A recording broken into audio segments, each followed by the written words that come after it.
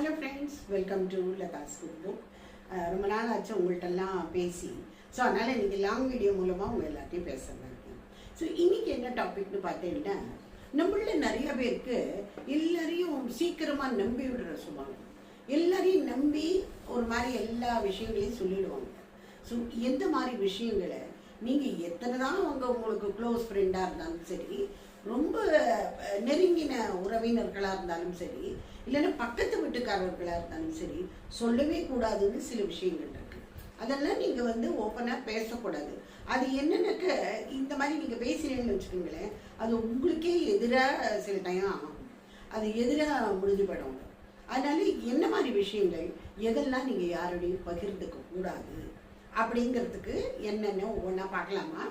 So அதில் முதல் விஷயம் பார்க்கும்பொழுது என்னன்னாக்க, உங்கள்கிட்ட இருக்கிற பணம், அதாவது இப்போ சில பேர்கிட்ட பேங்க் இது சேவிங்ஸ் எல்லாம் நிறையா இருக்கும். அதெல்லாம் சில பேர் வெள்ளந்தியாக எல்லாருக்கிட்டையும் சொல்லிடுவாங்க, உங்கள்கிட்ட எத்தனை பவுன் நகைகள் இருக்குது, நாங்கள் இந்த மாதிரி சொந்த வீடு வாங்க போகிறோம். சில பேர் இப்போ யூடியூபர்ஸ் எல்லாம் பார்க்குறேன், நகைகளாக வாங்கி தள்ளுறாங்க. அது எல்லாருக்கிட்டையும் காமிக்கிறாங்க. மேபி அது சில விஷயங்களுக்கு சரியாக கூட இருக்கலாம், ஒரு மோட்டிவேஷனாக கூட இருக்கலாம், ஒரு இன்ஸ்பிரேஷனாக இருக்கலாம். ஆனாக்க நிறைய பேர் இதை வேற மாதிரி திங்க் பண்ணுவாங்க. பாரு, என்ன ரொம்ப டாம்பிகமாக எல்லாத்தையும் போட்டு இப்படி காமிக்கிறாங்க, எல்லார்கிட்டையும் எல்லாம் இருக்குமா, நம்மள்கிட்ட இருக்காது. ஸோ ஒவ்வொருத்தரோட கண்ணோட்டமும் பார்த்தீங்கன்னா ஒரு மாதிரி இருக்கும். சில பேர் நீங்கள் இவ்வளோ பணம் இருக்குது, எனக்கு யூடியூப்பில் இவ்வளோ வருமானம், அதெல்லாம் நீங்கள் சொல்லிங்கன்னு வச்சுக்கோங்களேன். அதனால என்ன ஆகுனாக்கா, உங்கள்கிட்ட கடன் கேட்கறதுக்கு வந்துடுவாங்க. இந்த மாதிரி எனக்கு எங்கிட்ட உங்கள்கிட்ட தான் எவ்வளோ பணம் இருக்குன்னு சொன்னீங்களே, எனக்கு கொஞ்சம் கொடுத்து உதவி பண்ணுறதானே அப்படின்னு கேட்பாங்க. அது மாதிரி பவுன் நகைகள் காமிச்சாலும் அந்த மாதிரி தான். உங்கள்கிட்ட ஏதாவது நாங்கள் கல்யாணம் வீட்டுக்கு போகிறோம், கொஞ்சம் ஒரு நெக்லஸ் இல்லைன்னா ஏதாவது ரெட்டப்படம் செய்யுங்க, இந்த மாதிரி கொடுங்க, நீங்கள் நாங்கள் போட்டுட்டு உங்களுக்கு உங்களால் இப்போ தர்ம சங்கடத்துக்கு வந்துடுவீங்க நீங்கள். இது நம்ம என்ன ஹவு டு சே நோ, அதுதான் வருது அந்த இடத்துல. நம்ம சொல்லியிருக்கவும் நம்ம இந்த மாதிரி சொல்லியிருக்கப்படாதோ அப்படின்னு தோணும் உங்களுக்கு. ஸோ அந்த மாதிரி நம்ம சொல்லுவானே, அப்புறம் அதாவது சொல்லுவாங்க இல்லை, நுணலும் தன் வாயால் கெடும்னு. அந்த மாதிரி நம்ம சொல்லக்கூடாது, சில விஷயங்களை சொல்லக்கூடாது, சில விஷயங்களை சொல்லலாம். இப்போ நம்ம அச்சீவ்மெண்ட் ஏதாவது பண்ணியிருந்தோம்னா தாராளமாக சொல்லலாம், அது அச்சீவ் பண்ணிக்க பிறகு சொல்லலாம். அதுவும் ஒரு இது இருக்குது, அதுக்கு வரைமுறை இருக்குது சொல்கிறதுக்கு. இந்த மாதிரி எதுக்கு எடுத்தாலும் நாங்கள் வீடு வாங்கிட்டோம் அப்படின்னு ரூமாக போய் காமிக்க வேண்டியது, கிச்சனில் என்னெல்லாம் அலங்காரம் பண்ணியிருக்கோம் காமிக்க வேண்டியது. ஸோ உங்கள்கிட்ட இருக்குமா, அதனால நீங்கள் காமிக்கிறீங்க. இல்லாதவங்க எங்கே போவாங்க, அவங்களுக்குள்ள ஒரு குறைவு நீங்கள் உண்டாக்குறீங்கல்ல. ஸோ அதனால் இந்த மாதிரி விஷயங்கள்லாம் ரொம்ப இது பண்ணி எக்ஸிபிட் பண்ணாதீங்கிறது தான் முதல் விஷயம். அடுத்த பாயிண்ட் என்னன்னு பார்க்கலாமா? அடுத்தது என்னன்னாக்க, இப்போ நம்மள நிறைய பேர் வேலைக்கு போகிறவங்களா இருக்கும் இல்லையா, ஆணாக இருந்தாலும் சரி பெண்ணாக இருந்தாலும் சரி, உங்களுடைய மேலதிகாரி, உங்களுடைய பாஸ், அவருக்கு நிறைய பேர் புனைப்பெயர்கள்லாம் வைப்பாங்க. சில நாளைக்கு மேனேஜரோட உங்களுக்கு ஒரு கடும் வாக்குவாதம் இருந்திருக்கும். லஞ்ச் டயத்தில் உங்கள் சக ஊழியர்கள்கிட்ட, கொலீக்ஸ் கிட்ட அவரை பற்றி ஏதாவது புலம்பின்னு இருப்பீங்க, அவரோட நிக்நேம் எல்லாம் வச்சு அவரை இது பண்ணிட்டு இருப்பீங்க.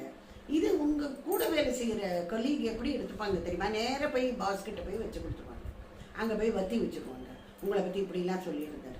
இதனால என்ன ஆகும்னா, நீங்கள் ஒரு கோபத்தை ஒரு புலம்பல்ல அப்படி சொல்லியிருப்பீங்க, உங்களுக்கு உங்கள் மேலதிகாரியோட ஒரு நல்ல ஒரு சுமூகமான ஒரு உறவு கூட இருக்க வாய்ப்பு இருக்குது. ஆனாக்க இந்த கலீக் போய் இதில் ஒரு இதெல்லாம் போட்டு ஹிந்தியில் சொல்லுவாள், நமக்கு மிர்ச்சில் தானான்னு. அந்த மாதிரி இன்னும் கொஞ்சம் மேலே மசாலாலாம் தூவி அதை கொஞ்சம் நீங்கள் சொல்லாததையும் 2-3 தான் ஆட் பண்ணி அங்கே சொல்லக்கூடிய வாய்ப்பு இருக்குது. இதனால என்ன ஆகும்னாக்க, அடுத்த வருஷம் உங்களோட ப்ரமோஷன் அங்கே ஸ்டாப் ஆகும். இப்போ தப்பு யார் மேலே? உங்கள் மேலே தானே. நீங்கள் தான் ரொம்ப கரெக்டாக பேசணும். ஒரு கூட்டமாக இருக்குது, ஒரு இதுவாக இருக்கும்பொழுது, ஒரு கேதரிங்னு சொல்கிறோம் இல்லையா, ஒரு கேதரிங்னு இருக்கும்பொழுது ரொம்ப பார்த்து வார்த்தைகளை வெளியில் விடணும். இது என்னன்னாக்க, நமக்கு வேணுங்கிறவர்களை விட வேண்டாதவர்களோட எண்ணிக்கை தான் அதிகமாக இருக்கும்னு தோன்றது. ஏன்னா நமக்கு தெரியாது, நம்ம ஃபேஸை பார்த்து எல்லாரையும் நம்பிடணும். ஆனாக்கா அவங்க நம்ம முதுகுக்கு பின்னாடி வேற மாதிரி ஒரு வேலைகள்லாம் பார்த்துருவாங்க. அதனால நீங்கள் வேலைக்கு போகிற பெண்ணாக இருந்தாலும் சரி, ஆணாக இருந்தாலும் சரி, உங்கள் மேலதிகாரியை பற்றி எஸ்பெஷலி நீங்கள் உங்கள் கொலீக்ஸ்கிட்ட உங்கள் உண்மையான ஒப்பீனியன் என்னங்கிறத தயவு செஞ்சு பகிர்ந்துக்காதீங்க. அது உங்களுக்கு எதிராக தான் போய் முடியும். சரி, என்னன்னு பார்த்தீங்கன்னாக்கா, நம்ம நம்மள்கிட்ட எல்லாம் வீக்னஸ் நிறையா இருக்கும் இல்லையா. நம்மளுடைய பயங்கள், நம்ம எதை பார்த்து நிறையா பயப்படுறோம், நம்மள்ட்ட இருக்கிற வீக்னஸ், நம்ம எதை பண்ணுறதுக்கு நமக்கு துணிவே இல்லாமல் இருக்கும். இதெல்லாம் வந்து நீங்கள் எல்லாரையும் நம்பி இது மாதிரி புலம்பக்கூடாது. அது என்ன ஆகும்னாக்க உங்களை வந்து நிறைய பேர் உங்களை கிண்டலும் கேலியும் உங்களை செய்ய ஆரம்பிச்சுருவாங்க. எங்கே போய் சொல்லவே கூடாதோ அங்கே போய் சொல்லி விட்டுருவாங்க. அது அதனால யாரையும் நம்பி உங்கள்கிட்ட இருக்கிற சில வீக்னஸ் எல்லாம் சொல்லாதீங்க. இப்போ சில சின்ன பசங்களாகவே இருக்கலாம், காலேஜ் ஸ்டூடெண்ட்டாக கூட இருக்கலாம், அவங்களுக்கு சின்ன வயசில் சில இதெல்லாம் இருக்கும் இல்லையா, அதெல்லாம் போய் கூட இருக்கிற சக மாணவர்கள்கிட்ட சொல்லக்கூடாது. என்ன பண்ணுவாங்க, அதே ஒரு ரேகிங் இது மாதிரி யூஸ் பண்ணுவாங்க. எப்போ பாரு அது பெண்களுக்கும் நடக்கிறதுக்கு வாய்ப்பு இருக்குது. அது மாதிரி சின்ன வயசுலேருந்து நான் எதை பார்த்தாலும் நடுங்குவேன். எனக்கு இருட்டுன்னா பயம். அப்புறம் நிறைய பேருக்கு சின்ன ஒரு 8th கிளாஸ் 10th கிளாஸ் வரைக்கும் கூட கொஞ்சம் பெட் வெயிட்டிங் ஹேபிட்ஸ் எல்லாம் இருக்கும். அதெல்லாம் எல்லாருக்கும் நடக்கிற இதுதான், நிறைய பேருக்கு அது நடக்கிறது. அதெல்லாம் போய் வெளியில எல்லாம் சொல்லக்கூடாது. ஒரு அம்மா மருந்துன்னு உங்கள் பொண்ணுக்கோ பிள்ளைக்கோ இந்த மாதிரி இருந்ததுன்னா தயவு செஞ்சு வெளியில் போய் சொல்லாதீங்க. அது சொன்னீங்கன்னாக்க இதெல்லாம் வந்து யாரும் உங்களை பார்த்து யாரும் பரிதாபமே படமாட்டாங்க. இதெல்லாம் பரிதாபப்படக்கூடிய விஷயங்களே கிடையாது. இதை வந்து போட்டு விடுவாங்க, கொல்லுன்னு சிரிப்பாங்க. இதெல்லாம் வந்து ஒரு ஒரு மாதிரி ஒரு கேலி, நம்ம கேலி கிண்டல், அப்புறம் நம்மளை மட்டம் தட்டுறது, அவமானப்படுத்துறது, இது கேட்டகரி பெருசாக போகும். அதனால உங்கள் பயம் என்ன, உங்களுடைய வீக்னஸ் என்ன, இது உங்கள் பொன் பிள்ளைகளோட வீக்னஸ் என்ன, இதெல்லாம் வந்து வெளியில் 4 பேருக்கு எதிராக நீங்கள் சொல்லவே கூடாது. அப்புறம் நீங்கள் விமர்சனத்துக்குள்ளாவீங்க, அவ்வளோதான். இது உங்களோட தான் நீங்கள் வச்சுக்கணும். இதுலேருந்து எப்படி வெளியில் வர்றதுன்னு பார்க்கலாம். அது வேணால் செஞ்சுக்கலாமே தவிர்த்து நம்ம வந்து பரிதாபம் தேடியோ ஒரு சிம்பத்தி தேடியோ ஒருத்தட்ட ஆலோசனைக்காவோ யார்கிட்ட சொன்னோன்னு வச்சுக்கோங்க, அவங்க இதை எதிராக தான் இதை யூஸ் பண்ணுவாங்க. சரியா? அடுத்த விஷயம் என்னன்னு பார்த்தீங்கன்னாக்கா, உங்களுக்கு நிறைய ஃப்யூச்சர் பிளான்ஸ் எல்லாம் இருக்கும் இல்லையா, இந்த பிளான் எல்லாம் நீங்கள் யாரையும் நம்பி சொல்லிடக்கூடாது. இப்போ நிறைய பேர் வேலை பார்த்துட்டு இருக்கும்போது இன்னொரு வேலைக்கு ட்ரை பண்ணுவாங்க, அங்கே ஆஃபீஸில் உட்காண்டே பண்ணுவாங்க. இப்போ அதெல்லாம் அவ்வளோ ஈஸியராக போயிட்டு. ஆனாக்க நீங்கள் வந்து ஆஃபீஸில் உட்காந்து ட்ரை பண்ணியிருக்கீங்க, இல்லை வீட்டிலேருந்து பண்ணியிருக்கீங்க, என்ன வேணால் பண்ணியிருக்கீங்க. ஆனால் வேறு ஒரு வேலை தேடின்னு இருக்கேன், அந்த வேலை எனக்கு அநேகமாக கிடச்சிட்டா மாதிரி அப்படிங்கிறதெல்லாம் நீங்கள் சொல்லவே கூடாது. இதனால என்ன ஆகும்னாக்கா ஆஃபீஸில் உங்கள் மதிப்பு அப்படியே இறங்கிடும். இவனா வேலையை விட்டு போகிறாங்கன்னு இவன்ட்ட என்ன பேச்சு வேண்டி கிடக்கலங்கிற மாதிரி இருக்கும். அதுக்கப்புறம் ஆஃபீஸில் ஒரு மீட்டிங்ஸ்க்கும் உங்களை கூப்பிட மாட்டாங்க, உங்களை ஒதுக்கி வைப்பாங்க. இவனும் வேலையை விட்டு போகிறான், இவன்ட்டு எதுக்கு ரெஸ்பான்சிபிள் வேலையெல்லாம் இவனுக்கு எதுக்காக இவனை நம்பி கொடுக்கணும் அப்படிங்கிற மாதிரிலாம் இருக்கும். அதனால உங்களோட பிளான் என்ன, இப்போ வேறு வேலை தேடுறதா இருந்தாலும் சரி, வேறு என்ன ஷிஃப்ட்டுங்கிறது என்ன வேணா இருக்கலாம். அந்த ஷிஃப்டிங் வந்து ஜாப் ஷிஃப்டிங்காகவும் இருக்கலாம், இல்லை நம்ம ஒரு சாதாரண வீட்டில் இருக்கோம், 1 பெட்ரூம் இதில் இருக்கோம், இதுலேருந்து நம்ம 2 or 3 பெட்ரூம் கேட்க போகக்கூடிய வாய்ப்பு இருக்குது. ஏன்னா எனக்கு வந்து க்ரோத் இருக்குது, வருமானம் இருக்குது. ஆனாக்க போகிறதுக்கு முன்னாடியே நீங்கள் சொல்லக்கூடாது. அதை போகிறதுக்கு முன்னாடி நீங்கள் சொல்லிங்கன்னு வச்சுக்கோங்களேன், அந்த வேலை நடக்காமல் போயிடும். அதனால் நீங்கள் வந்து சொல்லக்கூடாது.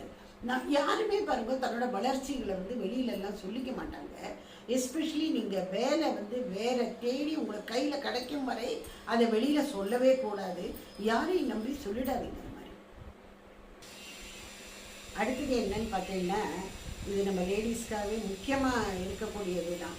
அதாவது நம்ம வீட்டு ரகசியங்களை வெளியிலெல்லாம் போய் சொல்லாதீங்க. இது வந்து என்ன ஆகும்னாக்க, நம்ம வீட்டில் நடக்கிற சண்டைகளாக இருக்கலாம், நம்ம ஓரகத்தி நாத்தனார் மாமியாரோட நடந்த சண்டை வாக்குவாதம், அந்த மாதிரி நிறைய விஷயங்கள் இருக்குல்ல. விஷயத்துக்கு என்ன பஞ்சம், குடும்ப சண்டைகளுக்குள்ள அப்புறம் என்ன இருக்குது என்ன இல்லை அதை சொல்லுவோம், நிறைய இருக்குது விஷயம். இதெல்லாம் நீங்கள் நம்பி ஒருத்தரை நம்பி புலம்புறதுக்கு அழறதுக்கு இந்த மாதிரிலாம் போனீங்கன்னு வச்சுக்கோங்களேன், அவங்க எந்த கரிசனமாக கேட்குற மாதிரி கேட்டுப்பாங்க. உடனே அன்றைக்கி என்ன ஆகும்னாக்க உங்களை பற்றி தான் டாப்பிக்கே ஓடின்னு இருக்கோங்க. வந்து பார்த்தியா உன் மாமியாரோட எப்படி சண்டை நடந்தது தெரியுமா அப்படிங்கிற மாதிரிலாம் பேசுவாங்க. அதனால் இந்த மாமியார் மாட்டு பொண்ணு சண்டையாக இருக்கட்டும், இல்லைன்னா ஓரகத்திகளுக்குள்ளே நடக்கிற ஒரு இதுவாக இருக்கும், நிறைய விஷயங்கள் இருக்குல்ல, ஓரகத்திகளுக்கு தான் நிறைய காம்படிஷன்ஸ் வருது இல்லை. அந்த மாதிரி இதெல்லாம் நடக்கும்பொழுது அதெல்லாம் வெளியிலலாம் சொல்லிட்டு கூடாது. ஏன்னா அது உங்களுக்கு எந்த தீர்வும் அதில் கிடைக்க போகிறதில்ல. தீர்வு கிடைக்கணும்னா அது நீங்களே தான் தெரிவிக்கணும், சமாதானமும் தீர்வும். அதனால் இந்த வீட்டு சண்டையெல்லாம் வெளியில் போய் சொல்லிட்டு, அதனால் உங்களுக்கு வந்து கிடைக்க வேண்டிய மரியாதை கிடைக்காது. ஃபஸ்ட்டு இவங்க வீட்டு விஷயமெல்லாம் வெளியில் போய் சொல்கிறாங்க. அதனால் உங்களுக்குள்ளே உங்கள் வீட்டுக்குள்ளே வாசப்படிக்குள்ளே தான் அது இருக்கணும். அது வாசப்படிக்கு வெளியில் போயிடக்கூடாது. போயிடுத்து இல்லைன்னு வச்சுக்கோங்களேன், அப்புறம் எந்த இதுவும் கிடைக்காது. இப்போ நிறைய பேர் பார்க்குற யூடியூபர்ஸ் கணவனோட நடந்த சண்டையில் அது சும்மா வெறுமனே வியூஸ் அண்ட் சப்ஸ்கிரிப்ஷன்ஸ் பண்ணுறாங்க. அது பார்த்தாலே தெரியுது. நிறைய பேர் வந்து வேணும்ன்ட்டு ஒரு ட்ராமா ஒன்று கிரியேட் பண்ணுறாங்க. இந்த மாதிரி வந்து கணவனோட சண்டை டிவோர்ஸ் வரைக்கும் போயிட்டு தாக்கும் அப்படி இப்படின்னு. எந்த டிவோர்ஸும் இல்லை, சும்மா வேணும்ட்டு பண்ணுறாங்க. இப்போ இதனால அவங்களுக்கு மரியாதை கூடுறதா குறையிறதா இதை அவங்களே தான் தீர்மானம் பண்ணிக்கணும். ஏன்னா எந்த மரியாதையும் யாரும் கொடுக்க போகிறது இல்லை. ஸோ உங்களோட வீட்டு விஷயங்கள் கணவன் மனைவிகளுக்குள்ளே இருக்கிற பிரச்சனையாக இருந்தாலும் சரி, மாமியார் ஓரகத்தி நாத்தனார்களோட இருக்கிற பிரச்சனையாக இருந்தாலும் சரி, அது நம்மளே தான் தீர்த்துக்கணும். அது வெளியில் அலசக்கூடிய விஷயம் அது கிடையாது. அடுத்தது இளம் பெண்களுக்கு தான். இப்போ நிறைய ப்ரோக்ராம்லேயே நான் பார்க்குறேன், பெண்கள்லாம் வந்து தன்னோட பாஸ்ட் லைஃப்பை பற்றி பேசுகிறாங்க. அந்த பாஸ்ட் லைஃப்னா என்ன, ஒரு லவ் ஃபெயிலியர் ஆர் பிரேக்கப் ஆகுது. இதெல்லாம் வந்து உலகத்துக்கு எதிரே இதெல்லாம் எதுக்கு சொல்கிறாங்கன்னு எனக்கு புரியல. அந்த ப்ரோக்ராம் வேணால் சக்ஸஸ் ஆகலாம், அது திருப்பி நிறைய பேர் ஷேர் வேறு பண்ணுறாங்க. அதோட ஒரு சின்ன இதெல்லாத்தையும் எடுத்து அதை வந்து யூடியூபர்ஸ் நிறைய பேர் போட்டு காமிக்கிறாங்க வெளி உலகத்துக்கு. இதெல்லாம் எதுக்குமா சொல்கிறீங்க நீங்கள்? உங்களுக்கு இன்னொரு லைஃப்குள்ளே போக வேண்டாமா? இதெல்லாம் என்னத்துக்கு சிம்பத்திக்காக சொல்கிறீங்களா? எந்த சிம்பத்தியும் யாருக்கும் வராது. அது மாத்திரம் நீங்கள் பிலீவ் பண்ணணும். நீங்கள் தன்னோட கதைகள் சொந்த கதை சோக கதைங்கிற மாதிரி இந்த லவ் ஃபெயிலியரான கதையெல்லாம் எதுக்கு சொல்கிறீங்க? இதனால யாருக்கும் உங்கள் பேரில் உங்கள் மதிப்பு தான் நீங்களே குறைச்சிக்கிறீங்க. இதெல்லாம் வெளியில் சொல்ல வேண்டிய விஷயங்களே கிடையாது. ஒரு டிவி இது எத்தனையோ பேர் பார்க்குறாங்க. ஒவ்வொருத்தரும் ஒரு இதில் பார்ப்பாங்க. ஒருத்தர் நல்லவங்க கூட பார்க்கலாம், ஒரு நல்ல இளைஞன் அதை பார்க்கலாம். பார்த்துட்டோ ஐயோ இந்த பொண்ணு ஏற்கனவே இப்படி அழகுது, இவளுக்கு நம்ம ஒரு லைஃப் கொடுக்கலாம் அப்படின்னு. ஆனால் அந்த மாதிரி இருக்கிறவர்களை விரல விட்டு எண்ணிடலாம். உங்கள் பேரில் என்ன ஆகும், இந்த பொண்ணு இந்த மாதிரி இப்படியே கேமராக்கு எதிரே இவ்வளவு சொல்கிறதே இன்னும் என்னெல்லாம் பண்ணியிருக்குமோ அப்படிங்கிற மாதிரி இருக்காதா?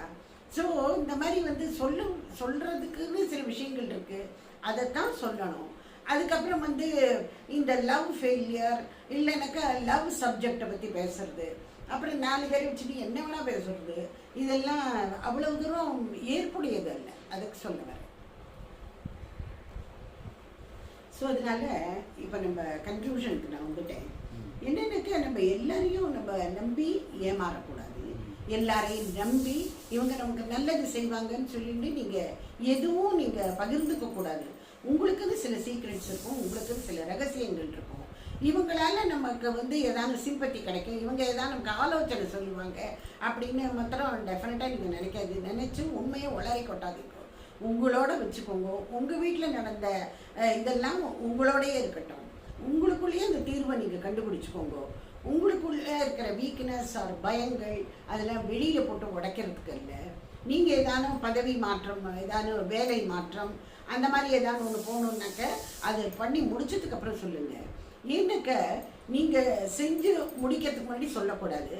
செஞ்சு முடிக்கிறதையும் முடிச்சதுக்கப்புறமும் நீங்கள் பேசணுங்கிற அவசியம் இல்லை. உங்களை பற்றி இந்த உலகமே பேசும் இல்லையா? வேறு அவள் எப்படி சாதிச்சுட்டாங்க. அதனால் சாதிக்கிறதுக்கு முன்னாடியும் பேசக்கூடாது, சாதிச்சதுக்கு அப்புறமும் நீங்கள் பேசணுங்கிற அவசியமே கிடையாது. அதை உலகம் பேசும். அதனால் நீங்கள் யாரையும் எதுலேயும் எளிதில் நம்பக்கூடாது. இதுதான்.